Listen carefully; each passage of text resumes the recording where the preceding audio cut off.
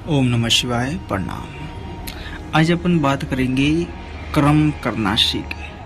कर्म कैसे किया जाता है, कर्म के क्या उद्देश्य होते हैं, तो उसका जो फर्स्ट पहलू होता है ना, उस पर चर्चा करेंगे। बाकी के ये कार्मिक रिलेटेड होते हैं, वो जीवन में बहुत अलग अलग होते हैं, अलग सोच होती है सबकी, और सोच के अनुसार सारे लोग अपने कार्मिक रिलेशन बनाते हैं, कर्म करते हैं।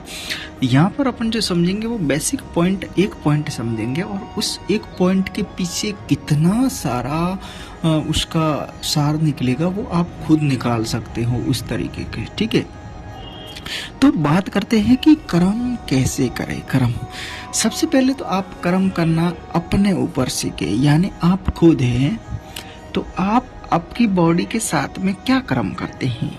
यानी सुबह उठते हैं, मान लीजिए आप कितने भी साल के, उससे कोई लेना देना नहीं। सुबह उठे, सुबह उठने के बाद में क्या करेंगे? आप भूखे रहेंगे, या कोई और कहीं गड्ढे में गिरेंगे, या आकाश में उड़ेंगे, या अच्छे से खाना खाएंगे, आराम करेंगे, क्या करेंगे? ये अपने को सोचना है। जब आप इस बात को आप खुद दोहराना, समझना अपने आधार पर। जब आप खुद को, अपनी बॉडी को, आप खुद की आत्मा को शांति, रिलैक्सिंग महसूस करेंगे, उनकी सुविधाओं की पूर्ति करेंगे, तब आपकी समझ में क्या आएगा कि अपने को सारा कुछ मिल रहा है। ठीक है, ये वन पॉइंट हो गया। दूसरा पॉइंट, अगर आप खुद की बॉडी को आप उपवास में डाल रहे हैं, यानी आप किसी दिन उपवास कर रहे हैं और दूसरे दिन खा रहे हैं, या आप रोजाना उपवास एक टाइम करते हैं, एक टाइम खाते हैं, तो क्या आपको महसूस होगा? आप एक समय नर्वस रहेंगे, एक समय खुश रहेंगे। ये भी होता है ना। तो कर्म का मतलब होता है कि एक बात आपको समझनी है कि जब भी आप इस जीवन में जी रहे हैं ना, तो कष्ट देकर के कुछ भी नहीं करना है। ये मेन पॉइंट समझिएगा। यानी आप खुद की बॉडी को भी कष्ट देके उस बॉडी को काम में नहीं लेना है। जब तक आप इस बात को समझिए, ध्यान से समझिए, जब आप खुद को अगर कष्ट दे सकते हैं तो आप हर किसी दूसरे को भी कष्ट दे सकते हैं। आप उसको कह सकते हैं कि मैं इतने दिन तक भूखा रहा था या रही थी, मैंने इतने दिन उपवास किया था, तू क्यों नहीं कर सकता?